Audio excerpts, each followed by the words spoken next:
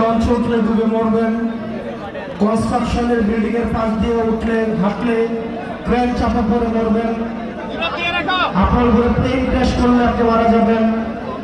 এগুলোতে যদি মারা না যান, আপনি কোভিডে মারা যাবেন, ডেঙ্গুতে মারা যাবেন, ম্যালেরিয়াতে মারা যাবেন, চিকিৎসার অভাবে মারা যাবেন। একটা রাষ্ট্র ব্যবস্থা আপনাকে নিরাপদ চলাফেরার অধিকার নিশ্চিত করতে পারে নাই। বাচ্চারা ক্লাস করছে, স্কুলে গিয়েছে, সেখানে হচ্ছে আমাদের দেশের বিমান বাহিনীর বিমান সেখানে প্র্যাকটিস করছে। মানুষের জীবন বাংলাদেশের এস্টাবলিশমেন্টের কাছে হচ্ছে প্র্যাকটিসের বিষয়।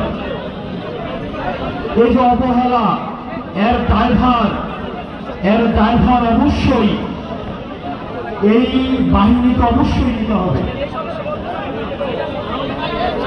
আমরা দেখলাম মাইলস্টোনে বিমান ক্র্যাশ হয়েছে, তারপরে সেখানে শিক্ষকদেরকে এবং শিক্ষার্থীদেরকে সেখানে ব্যাপকভাবে পিটানো হয়েছে। আমরা দেখলাম প্রশাসন যথাযথ, আমাদের একজন স্বাস্থ্যমন্ত্রী আছে বাংলাদেশে, চিনেন ওনাকে? উনি ডক্টর মোহাম্মদ ইউনূসের ভাই ব্রাদার কোথায় আসছে? ডক্টর মোহাম্মদ ইউনূসের স্বজনপ্রীতির সবচেয়ে বড় এক্সাম্পল হচ্ছে স্বাস্থ্য উপদেষ্টা। সবসময় বলে আসছি, এই স্বাস্থ্য উপদেষ্টা এটার কোনো প্রয়োজন নাই। আপনারা দেখছেন ওনার কোন ধরনের অ্যাক্টিভিটি? উনি যে বেতনটা নেয় এই বেতনটা হারাম হবে।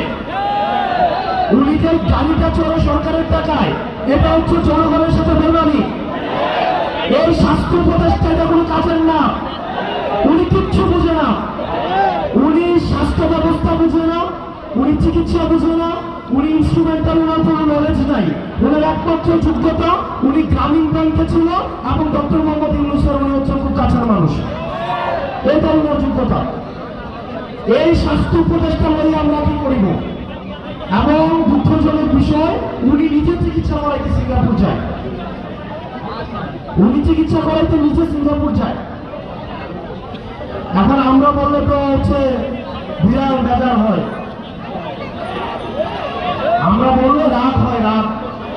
ওনাকে নিয়ে একবার কথা বলছিলাম, এরপর উনি আর আমাদের সাথে কোনো যোগাযোগ করে না।